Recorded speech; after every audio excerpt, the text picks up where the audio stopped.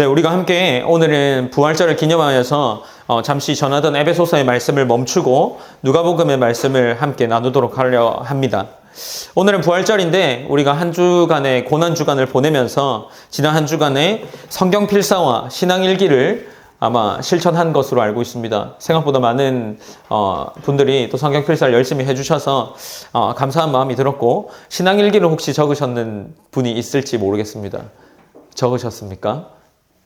네. 아마 적으신 분도 있고 또 그러지 않은 분들도 있겠지만, 어쨌든 예수님의 고난에 동참하려는 어떤 우리가 그런 마음으로 그러한 시간들을 보내지 않았나 싶습니다. 오늘 부활절 나눌 말씀에 대해서 우리가 계속해서 이 필사에서 이어지는 본문들로 함께 말씀을 나누려고 하는데, 우리에게 너무나도 익숙한 이 부활이라는 이 단어가 오늘 말씀을 통해서 하나의 사건 그 이상의 의미를 가지는 시간이기를 소망합니다. 예수님의 부활의 이 사건은 구속사에서 최절정에 있는 사건이라고 할 수 있죠. 그래서 본문의 메시지를 통해서 우리에게 부활이라는 의미가 새롭게 다가오고, 그렇듯 본문을 살펴볼 때에 빈 무덤을 마주했던 여인들과 베드로의 마음이 우리 마음속에 있기를 원합니다. 본문의 사건은 누가복음의 결론을 장식하고 있죠. 예수님은 죽음과 부활을 통해서 감당할 사역을 마무리해 나가고 있었습니다. 일상기도회를 통해서 여러 번 언급했던 것처럼 당시의 유대인들은 자신들이 기대했던 왕, 자신들이 기대했던 정치적 메시아가 있었습니다. 그들이 로마의 압제에 있었고 많은 핍박 가운데 있었기 때문에 이스라엘 왕국을 다시금 흥왕하게 해줄 그런 구원자를 기다리고 있었습니다. 그러나 예수님은 그들의 기대와는 전혀 다른 메시아였고, 예수님은 그들이 알지 못하는 방식으로 사역을 하며 사역의 열매를 맺어 나가셨습니다. 그 열매의 절정이 부활이라는 것으로 맺어지고 있는 거죠. 본문의 앞선 23장에서 말씀을 살펴보면 십자가에서 생명을 마감하신 예수님이 이제 장사되는 장면이 기록되어 있습니다. 누가복음 23장 50절에 보면 공회 회원으로 선하고 의로운 요셉이라는 한 사람이 등장을 합니다. 그가 빌라도에게 예수님의 시체를 달라는 요청을 하죠. 이제 빌라도가 예수님의 시체를 가져가도 된다라는 허락을 해주고 예수님을 장사하고자 합니다. 말 그대로 장례식을 준비하려고 했습니다. 53절에 보면 이를 내려라고 기록을 하며 예수님의 시체를 십자가에서 내렸고, 이제 세마포로 싸고 장사한 일이 없는 바위에 판 이 무덤에 십자가를 예수님을 넣어두었다라고 기록을 하고 있죠. 곧장 예수님을 장례식을 치러야 하지만 그들은 예수님의 장례식을 치를 수는 없었습니다. 왜냐하면 그들은 유대인이었고 유대인은 안식일에 쉬어야 했기 때문이죠. 23장 54절에 보면 이렇게 기록하고 있는데, 이날은 준비일이요 안식일이 거의 되었더라 라고 기록을 하고 있습니다. 그래서 그들은 안식일에 장례식을 거행할 수 없었고, 그러므로 말미암아 그들은 세마포로 예수님의 시체를 감싼 상태에서 무덤에 넣어두게 되었습니다. 그리고 여인들은 예수님의 장례를 위해서 향품과 향유를 준비해 나가고 있었죠. 오늘 본문 1절은 이렇게 시작합니다. 안식 후 첫날 새벽에 이 여자들이 그 준비한 향품을 가지고 무덤에 가서라고 기록을 합니다. 이제 안식일이 지나 우리가 아는 일요일이 되었습니다. 아마도 본문에 등장하는 여인들은 움직일 수 있는 가장 이른 시간에 움직였으리라 우리가 짐작해 볼 수 있습니다. 여자들은 이때 그냥 가지 않고 향품을 가지고 갑니다. 향품을 통해서 시체에 방부 처리를 하기 위함이었죠. 그 당시에 있었던 자연스러운 장례 문화를 이행하기 위함이었습니다. 여자들의 이러한 행동은 죽음을 대하는 인간의 자연스러운 그들의 유대인들의 방법이었습니다. 그러나 그들은 예수님이 하신 말씀은 기억하지 못하는 듯해 보이죠. 예수님은 계속해서 그 죽음에 대해서 말씀하시면서 무엇이라 하셨습니까? 다시 살아나실 것이라고 이야기하셨죠. 여자들은 그들이 할 수 있는 가장 좋은 향품을 준비했지만, 그리고 그것을 통해서 그들이 할 수 있는 헌신과 예수님에 대한 사랑을 보여주고 있지만, 예수님이 하셨던 말씀은 잊은 듯해 보입니다. 그저 여자들은 자신이 할 수 있는 정성과 헌신의 마음을 가지고 무덤을 방문하고 있습니다. 우리 특별히 이 본문에서 이날이라는 단어에 주목할 필요가 있습니다. 여기서 이날은 정확하게는 부활이 있었던 사건이 있는 날이죠. 그리스도인들은 안식일이 아닌 주일에 예배를 합니다. 이 당시에 이제 예수님의 부활이 있고 난 후에 유대인들 중에 있었던 그 그리스도인들은 안식일이 아닌 이날에 예배를 하게 되는데 이날에 예배한 그 자체가 어쩌면 부활의 강력한 증거가 되기 때문이죠. 그러므로 여인들이 찾아간 그날은 당황이 아닌 승리의 날이고 그날은 이제 승리의 날로 변화되어졌습니다. 그렇게 이 날이라는 것은 지금 우리가 예배하는 이 주일을 의미한다라고 볼 수 있죠. 이제 여인들은 무덤을 방문하고 당황하는 모습을 보입니다. 24장 2절에서는 이렇게 기록하고 있는데 돌이 무덤에서 굴려진 것을 보고라고 기록을 합니다. 누가복음의 본문에서는 돌이 굴러져 있는 결과만 기록하고 있지만 여인들이 무덤을 향하여서 가면서 나눈 대화가 있었습니다. 그 대화가 무엇이냐 하면 마가복음 16장 3절에 보면 이러한 기록이 있습니다. 동일한 이 예수님의 이 향유와 향품을 가지고 가는 여인들의 대화가 나오는 그러한 기록인데 서로 말하되 누가 우리를 위하여 무덤 문에서 돌을 굴려주리요 라는 본문이 있습니다. 그러니까 마가복음 본문에 보면 이제 여인들이 무덤을 향해서 가니까 돌이 무덤을 막고 있는 것을 서로가 알고 있었던 상황인 거죠. 그러니까 누군가가 이 돌을 옮겨줘야 하는데 우리가 이 돌을 과연 옮길 수 있을까? 누가 이 돌을 옮겨줄까? 하는 그러한 대화를 나누면서 염려 속에서 그 무덤을 향해 가고 있었습니다. 예수님 무덤에 가보니 이제 그런 논의를 하고 그런 의논을 하면서 가는 중에 갔으니 돌이 굴려져 있는 것을 보고 꽤나 당황했을 만하죠. 돌이 무덤에서 옮겨질 이유가 있을까요? 아마 그들은 그것을 처음 보았을 때 어쩌면 강도가 들었겠다 하는 생각을 할지도 모르겠습니다. 당시 무덤을 막던 돌은 원형이었고 매우 크며 무게가 수백 킬로그램에 달했다고 보는 것이 일반적입니다. 그러니 이런 돌이 옮겨져 있으니 한두 사람이 왔다 간 것이 아닌 거죠. 그러나 여기에 이 돌이 굴려졌다는 것은 우리가 또 다른 것에 주목해 볼 필요가 있습니다. 특별히 이 돌이 굴려졌다는 것은 수동태로 기록되어 있는데 누군가에 의해 굴려진 겁니다. 우리는 이것이 강도에 의하거나 또 다른 많은 사람에 의해서 굴려졌다고 생각해 볼 수 있지만 이 성경에서 기록한 이 수동태를 신적 수동태라고 보는데 성경의 여러 용례를 볼 때 이 일을 하나님이 하셨다라는 것을 짐작하게 하는 본문이기 때문입니다. 이제 삼위 하나님께서 그 돌을 어떻게 치울까 하는 그 여인들에게 스스로 부활 소식을 알려주고 있는 겁니다. 여인들은 이제 근심 가득하게 그 무덤으로 들어갔을 겁니다.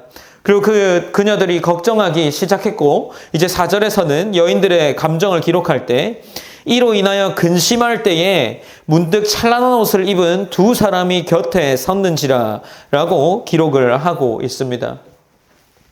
이제 여인들이 무덤 가운데에 있었고 그 여인들은 걱정과 근심 가운데에 있었습니다. 심히 당황함 가운데 있었던 거죠. 이 가운데 두 사람이 등장을 했다라고 기록을 합니다. 이제 이 외의 복음서들에는 이 두 사람을 천사라고 보기도 하고 한 사람이라고 나타내기도 하는데 어쨌든 이 장면 속에서 나타나는 여인들의 행동을 볼 때도 그들이 사람으로 보이기보다는 아마 어떤 영적인 존재로 보았지 않을까 하는 것이 더 합당하지 않나 싶습니다. 이 무덤에 들어가서 이제 향품과 향료를 통해서 장례를 거행하려고 하는데 이제 당황함이 가득하였고 그 가운데 두 사람이 등장을 한 겁니다. 어쨌든 이 두 사람은 천사로 보는 것이 더 합당하다라는 겁니다. 이제 이 여인들이 두 사람을 마주했을 때의 그들의 태도가 어떠했습니까?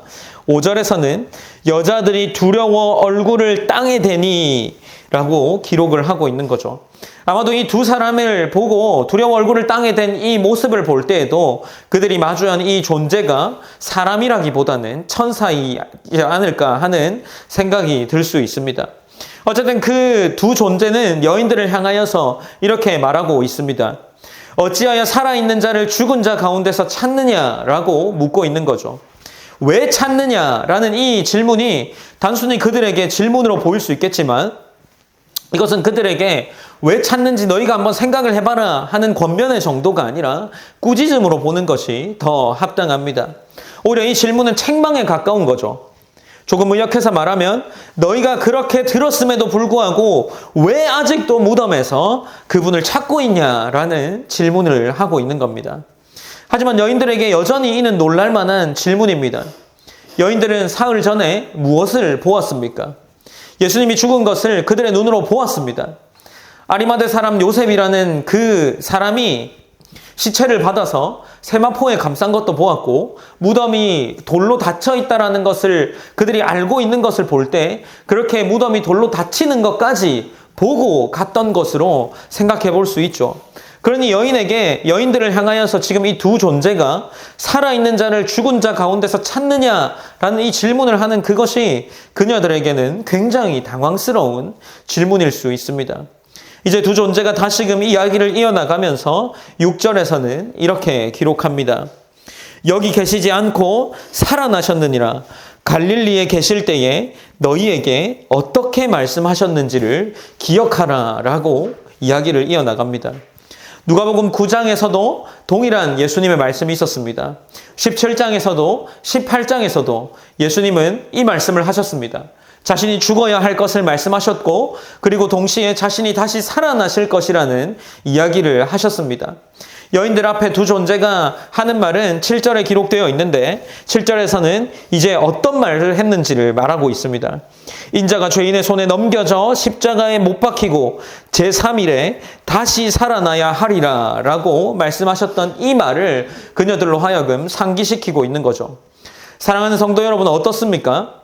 예수님과 함께 생활했던 그들에게 눈으로 보고 대화도 나누었던 그 예수님의 하신 말씀을 그녀들은 기억하지 못했습니다.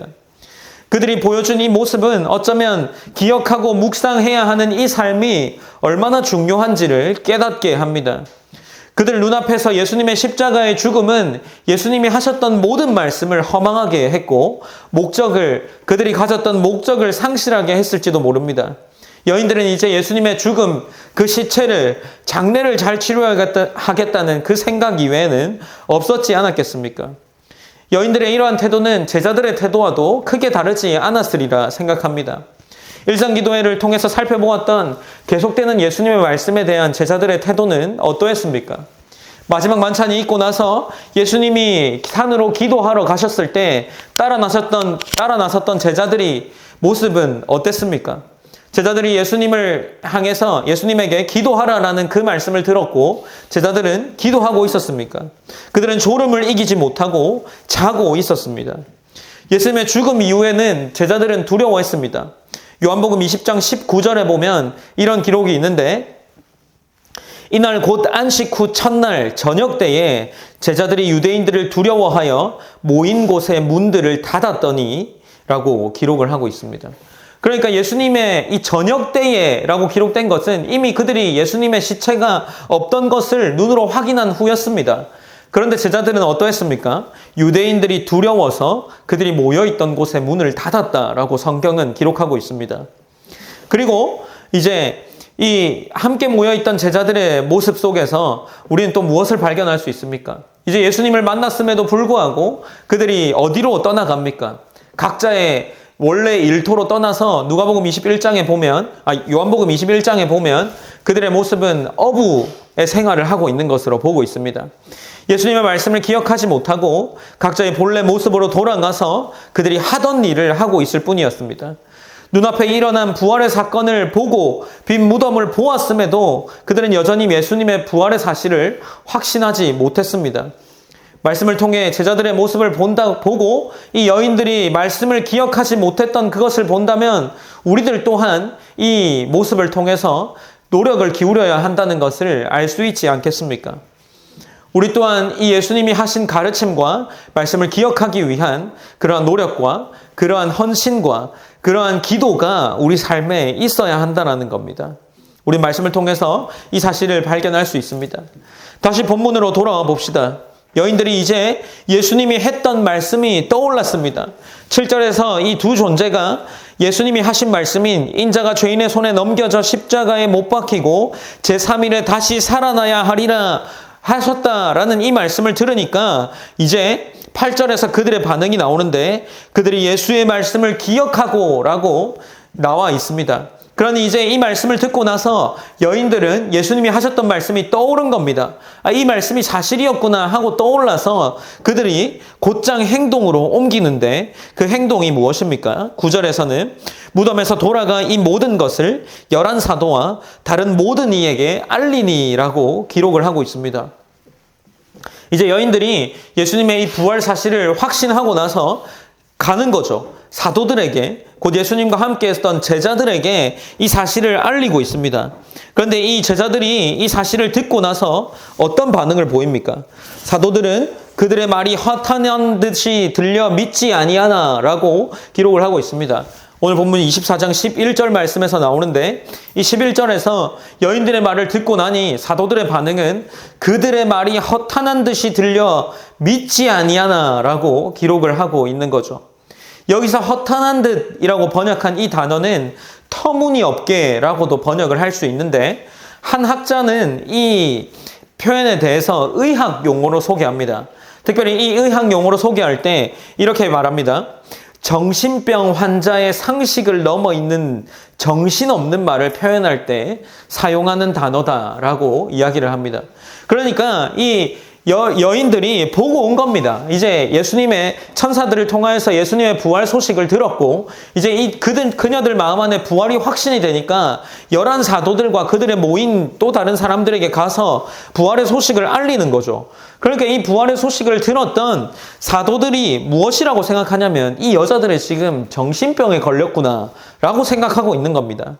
제자들은 그저 부활이라는 이 사건이 그냥 말이 안 되는 이야기라고 생각했을 뿐입니다. 제자들의 생각에도 죽은 자가 살아나는 일은 없었기 때문입니다. 그리고 그 이야기를 한 자들에 대한 존중도 또한 낮아서 그럴 수 있다라고 생각해 볼 수 있습니다. 왜냐하면 그 말을 전한 자들이 여인이었기 때문이었죠. 당시 유대 사회의 여성에 대한 편견으로 그 말은 더욱 가볍게 여겨졌을지도 모릅니다. 10절에서 특별히 이런 표현이 있는데, 이 여자들은 막달라 마리아와 요한나와 야고보의 모친 마리아라, 또 그들과 함께한 다른 여자들도 라고 기록을 하는데, 신명기 말씀에 보면 증인의 숫자와 관련된 이야기가 있습니다. 신명기 말씀에서 신명기 19장 15절에서는 증인이 2사람 혹은 3사람 이상이어야 한다라는 본문이 있는데, 아마도 이 10절의 말씀은 충분한 증인이 있었음에도 불구하고 믿지 못한 제자들의 모습을 이야기하기 위함이 아닌가 싶습니다. 여인들의 숫자는 이미 예수님이 이 신명기에서 정해놓은, 율법에서 정해놓은 증인의 숫자를 넘어갑니다. 3명이 넘어가죠. 이름이 공개된 여자들이 3명이고 함께한 다른 여자들도 있었다라고 이야기하면 3명을 초과한 사람들이 지금 증인으로서 예수님의 부활을 이야기함에도 불구하고 사도들은 그 부활의 소식을 믿지 못하고 있는 겁니다. 이제 이 사도들 가운데에 그런데 특별한 한 사람이 등장을 합니다. 예수님과 함께한 자들이 믿지 못했지만 한 명은 달랐습니다. 누구입니까? 12절에서는 이렇게 기록하고 있습니다. 베드로는 일어나 무덤에 달려가서 라고 기록을 하고 있는 거죠. 베드로는 왜 달려갔을까요? 여인들에게 예수님의 시체가 사라졌다는 소식과 천사들이 한 말을 들었을 때에 모든 사람이 반응하지 않습니다. 오히려 그들의 말이 허탄한 듯 정신병 환자의 말에 가깝다라고 생각했지만 단 한 명은 달랐던 거죠. 성경의 이를 하나의 장면으로 묘사할 뿐이지만 우리는 베드로의 마음을 짐작해 볼 수 있습니다. 그 이야기를 들었던 순간 베드로의 마음 안에는 큰 움직임이 있었을 겁니다. 베드로는 그 여인의 말을 듣고 단순한 호기심이 아닌 떨림이 있었을 겁니다. 예수님의 말씀이 떠올랐겠죠. 베드로는 예수님이 마지막 만찬이 시작되기 전에, 그리고 예수님이 잡혀가기 전에 무엇을 말씀하셨습니까? 네가 닭이 울기 전에 3번 나를 부인할 것이다 라는 예수님의 말씀을 들었죠. 적어도 그 얘기에 베드로는 무엇이라 말씀했습니까? 베드로는 이렇게 말했죠. 내가 그렇지 않다. 내가 죽기까지 예수님과 함께 하기로 결정을 했는데 어떻게 나에게 그런 말을 할 수 있냐? 라면서 예수님을 반박했죠. 예수님이 했던 말을 부인했습니다. 그러나 이 예수님께서 하신 말이 그에게 이루어져 갔음을 그는 느꼈습니다. 그러니 그는 다를 수밖에 없었겠죠. 예수님이 하셨던 말씀이 그에게도 동일하게 떠올랐을 겁니다. 내가 죽은 자들 가운데서 다시 살아날 것이라는 그 말이 그에게는 다르게 들렸겠죠. 그 말이 어쩌면 간절히 사실이기를 바라면서 기다리고 있었지 않았겠습니까? 그래서 그는 아마 달렸을 겁니다. 어쩌면 그에게는 예수님을 만나기 바라는 그런 간절한 마음에서의 달림이었을지도 모르겠습니다. 그는 무너졌고 통곡했지만 예수님의 이 말이 실제로 이루어지기를 기다리고 있었을 겁니다. 그렇게 달려간 베드로는 동굴, 이제 무덤 안을 보게 됩니다. 12절에서 베드로는 일어나 무덤에 달려가서 구부려 들여다보니 세마포만 보이는지라 라고 기록을 하고 있습니다. 본문은 이를 놀랍게 여기며 라고 기록을 하고 있죠. 예수님을 아직 마주하지 않았지만 그의 마음의 부활은 이미 실제였지 않겠습니까? 본문은 베드로가 무덤에 달려가서 예수님의 세마포만 보고 놀랍게 여겼다라고 기록하고 있지만 베드로는 이 이후의 삶이 완전히 달라집니다. 당장에 예수님을 보지 않았지만 그에게 부활은 실제였으며 그 부활로 인한 전혀 다른 삶이 여기서부터 시작되는 겁니다. 그에게 빈 무덤은 떨림이었을 겁니다. 그에게 빈 무덤은 새로운 시작의 설렘이었을 겁니다.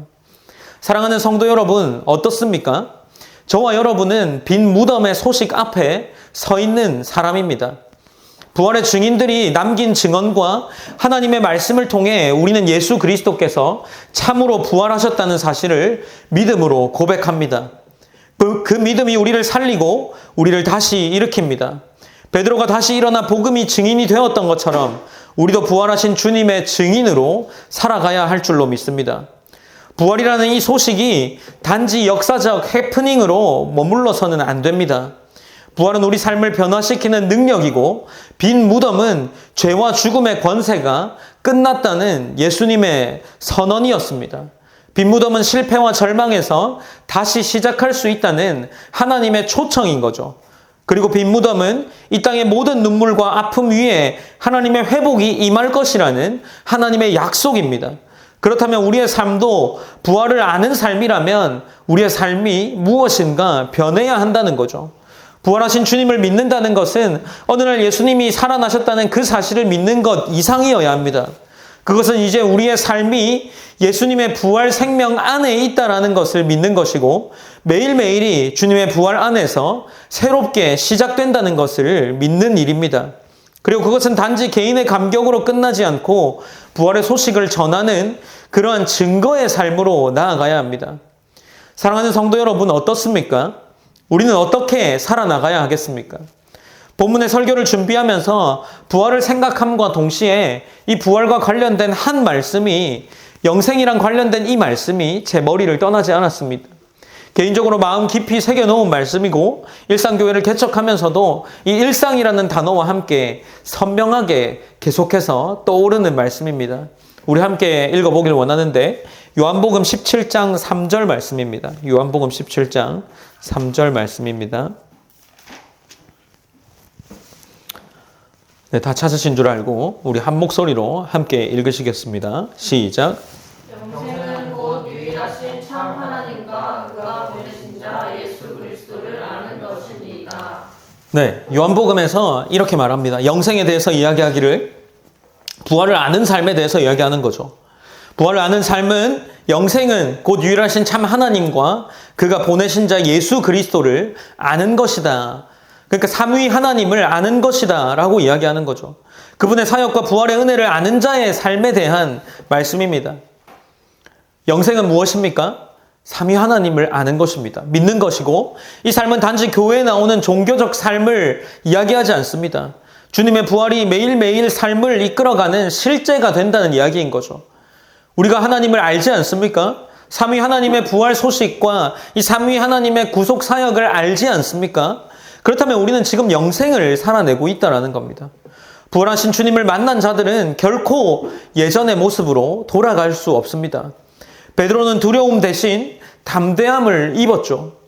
요한복음 20장 19절에서 두려움을 받아 보였던 그 제자들의 모습은 이제 사도행전에서 사라져 있습니다. 그들은 담대하게, 그들이 성령을 받았을 때에 일어나서 설교했던 사람이 누구입니까? 베드로인 거죠. 예수님의 부활을 의심하며 옆구리에 손을 넣었던 도마는 인도까지 복음을 전했다고 전해져 내려옵니다. 부활을 확신했던 수많은 사람들이 있습니다. 특별히 우리가 한 사람의 이야기를 나누어 보고자 하는데, 이세기 교부였던 한 인물의 이야기입니다. 이세기 교부였던 한 인물 중에 폴리카르포스라는 인물이 있습니다. 그가 이제 로마 제국의 핍박 아래서 그리스도를 부인하라는 명령을 받았습니다. 당시 그는 노인이었는데 86세였다고 합니다. 로마 총독은 그 노인에게 이제 나이를, 그가 교부였지만 노인의 나이, 이 교부였던 고령의 나이를 감안하여서 이렇게 설득했다고 합니다. 노인답게 현명한 판단을 하십시오. 가이사를 주라 하시오. 가이사 황제입니다. 가이사를 주라 하시오. 그리스도를 저주하시오. 그러면 살 수 있어. 그때 폴리카르포스는 조용하고 확고하게 대답했다고 합니다. 나는 86년 동안 그분을 섬겨왔소. 그분은 단 한 번도 나를 헤아려 하지 않으셨소. 내가 어찌 나를 구원하신 나의 왕을 저주할 수 있겠소. 그는 이제 잡혀가서 불에 태워지는 형벌을 당하게 됩니다. 화형을 선고받습니다. 로마 군인들이 그를 장작더미 위에 묶으려고 하자 이제 그가 담대히 이렇게 말했다고 합니다. 내 손과 발을 묶지 마시오. 부활의 소망 위에 내가 서 있소. 내 몸은 불에 타도 주께서 다시 일으키실 줄을 내가 믿소. 그리고 불길 속에서 폴리카르포스라는 이 교부는 찬양함으로 주님께 나아갔다라고 기록이 내려옵니다. 그래서 그를 지켜보던 많은 이들이 죽음을 두려워하지 않고 하나님을 믿는 자들에 대한 큰 충격과 그런 감동이 있었다라고 전해져 내려오는 이야기가 있습니다. 부활이라는 것을 통해서 한 사람의 이러한 삶이 변화되어질 수 있습니다. 수많은 제자들의 삶도 변화되었고 지금 우리가 함께 나누었던 이 교부 한 사람의 삶도 하나님을 향해서 어떤 거부감이나 하나님을 향해서 믿음이 약해짐 없이 끝없이 죽음 앞에 나아갔습니다. 물론 우리가 예수님을 주로 인정하고 믿음으로 산다 해서 우리에게 일어날 일은 거의 없습니다. 그러나 우리 삶 속에서 부활이라는 것을 알고 난 이후에는 예수 그리스도를 아는 지식이 있고 영생이 우리 안에 들어온 이후에는 우리는 결코 이전과 같은 삶을 살 수 없다는 것을 우리가 기억했으면 합니다. 부활은 단지 우리의 죽음 이후를 준비하는 위로가 아닙니다. 지금 이 순간에 새롭게 살아가야 할 능력이라는 겁니다. 베드로가 무너짐 가운데에서 다시 일어났듯이 부활은 회복할 수 없을 것 같은 자리에서 우리를 일으킵니다. 우린 때때로 여인들처럼 제자들처럼 두려움과 회의감 속에서 세상을 살아갑니다. 그러나 그들의 삶을 변화시킨 것은 무덤이라는 놀라운 사실이었습니다.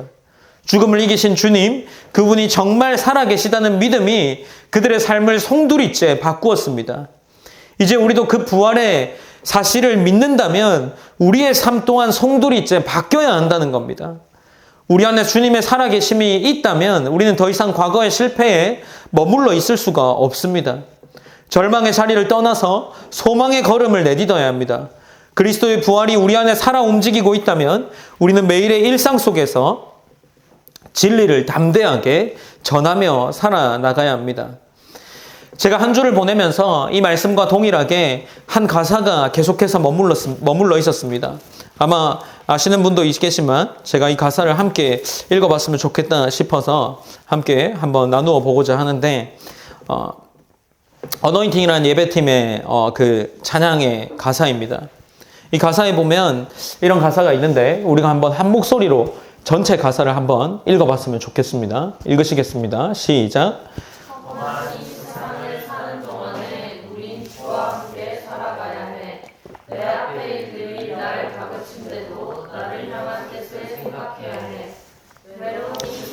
걷는 동안에 우린 주와 함께 살아가야 해.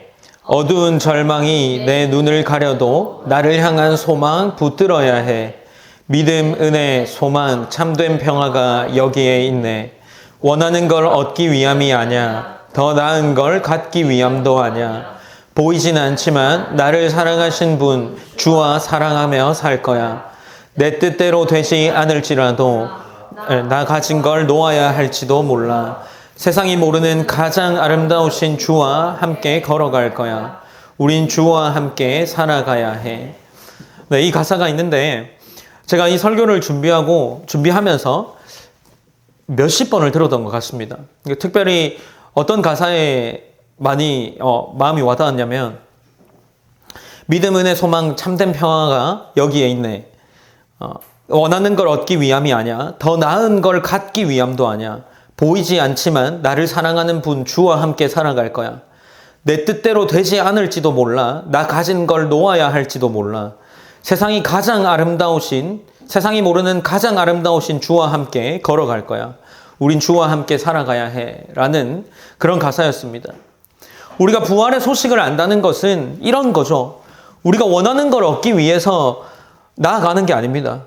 우리가 부활을 안다는 그 삶은 우리의 삶 속에서 더 나은 걸 얻기 위해서 그렇게 나아감도 아닙니다. 우리는 세상이 모르고 세상이 볼 수 없는 그 나를 사랑하셨다는 그 믿음인, 나를 사랑하셨다는 그 예수를 믿기 때문에 그분과 사랑하며 살아가는 것이 부활을 아는 삶인 거죠. 부활을 아는 삶은 내 뜻대로 살지 않는 겁니다. 부활을 아는 삶은 우리가 가진 모든 것을 놓아야 할지도 모릅니다. 그러나 놓을 수 있고 내 뜻대로 되지 않을 수 있고 원하는 걸 얻지 못해도 더 나은 걸 얻지 못해도 그렇게 나아갈 수 있는 이유가 무엇입니까? 예수 그리스도께서 우리를 사랑하셨다는 그 사실이 가장 값지고 귀한 사실이기 때문이 아닙니까? 우리가 함께 이 말씀을 기억하면서 나아갔으면 좋겠습니다.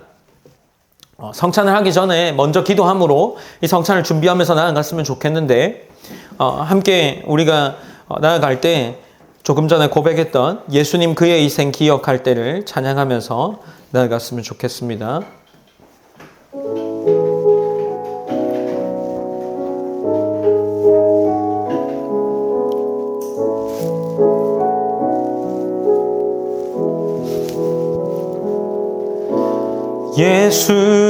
예수님 그의 희생 기억할 때 자기 몸 버려 죽으신 주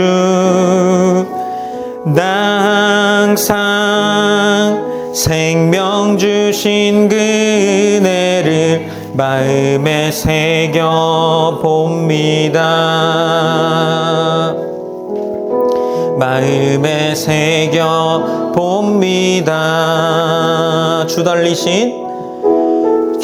달리신 십자가를 내가 볼 때 주님의 자비 내 마음을 겸손케 해 주께 감사하며 내 생명 주께 드리네.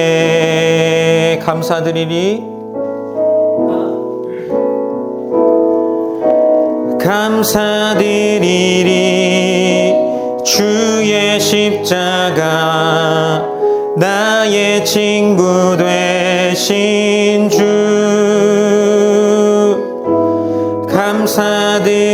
감사드리리 주의 십자가 나의 친구 되신 주. 우리 함께 기도함으로 우리 각자 개인의 성찬을 그렇게 준비하면서 나아갔으면 좋겠습니다. 특별히 우리가 오늘 부활을 기념하면서 성찬의 자리에 나아가게 됩니다. 이 부활을 기념하면서 나아가는 이 성찬의 자리가 우리가 다시 한번 그리스도와의 연합을 몸으로 경험하는 자리 될 수 있게 하시고 우리가 직접 이 예수님께서 우리에게 베푸시는 떡과 포도주로 예수님과의 연합을 할 수 있는 그러한 경험이 우리 가운데 이루어지는 자리이기 때문에 우리가 함께 기도하실 때에 하나님 내가 이 떡과 포도주를 마시고 먹음으로 말미암아 그리스도를 우리 몸으로 느끼며 나아갈 수 있게 하시고 이 식사가 주님이 베풀어 주시는 이 식사가 그저 단 한 줌의 빵이나 떡과 포도주가 되지 않아서 우리의 삶 속에서 흘러넘치는 주님의 사랑을 느낄 수 있는 그러한 예수님의 식사, 주님이 베풀어 주시는 식사가 될 수 있도록 인도하여 달라고 우리 성찬에 참여하는 우리의 모습들을 위해서 함께 기도하며 준비하며 나아갔으면 좋겠습니다. 기도하시겠습니다.